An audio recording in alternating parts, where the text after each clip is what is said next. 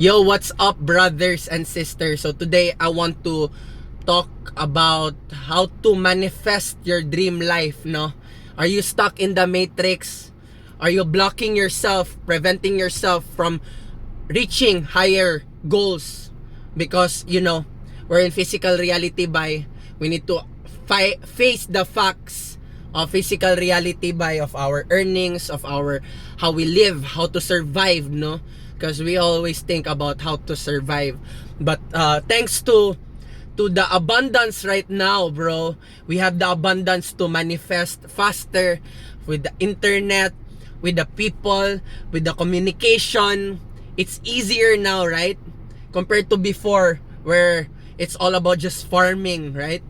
And we didn't have internet, we didn't have shipping. How can we ship the product to other places? We only earn from the people who are near us but basically now it's because we're so much abundance, much more privilege, much more opportunities, by much more abundance that we can gather in our life by, and that's what's good about it.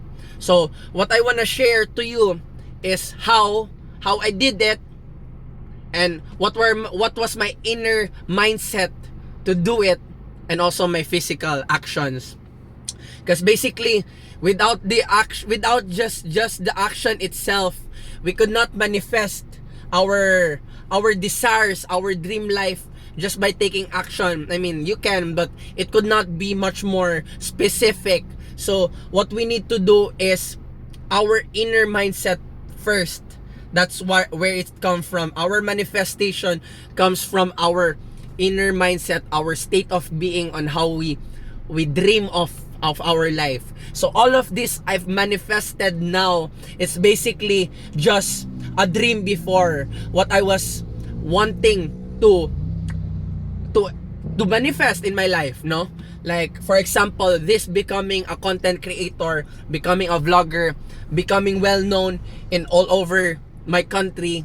It's basically, I dreamt of this before, like 4 years, 5 years ago. I didn't manifested it fast because I didn't took action on it, but it was from the state of being, of wanting it. That's when it all started, no? Once you have that motivation, once you have that desire, inspiration, you go take action on that, no? And I understand sometimes we're stuck up with our day-to-day job, and we forgot our creative stuff. We just being like a robot, because that's how we make money by. But what I advise you to do is slowly, if you have no abundance right now and you're basically trying to survive by day to day, by trying to work, basically give time on your passion. That's how you do it. Give time on your passion, give time on your creativity. And that's what made me manifest it very fast. The things that I desire is because I had the time, the creativity to do it now. Like, create videos, create what I want, no? And I want you to do that. So give time to make yourself abundant first, that you can do it all the time. So that's your goal. Be abundant now. How can you be abundant now? Maybe it's money, maybe it's time, maybe it's people.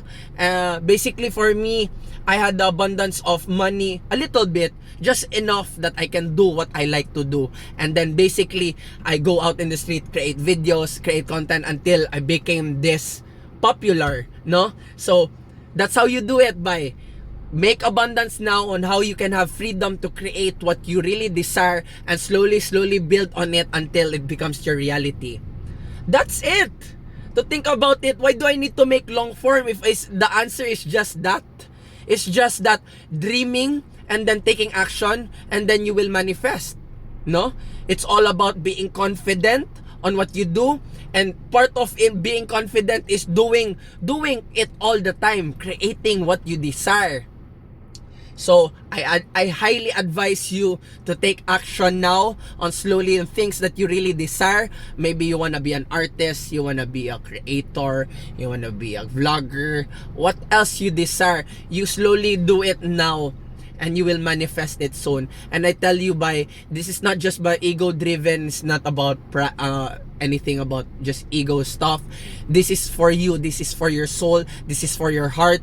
The more you manifest, the more you create, the more you wake up and you realize na, oh, I'm a creator, by I'm not just stuck up in this matrix. And that makes you alive. That makes you strong. That makes you powerful, brother. That you are a creator. Blessed and love.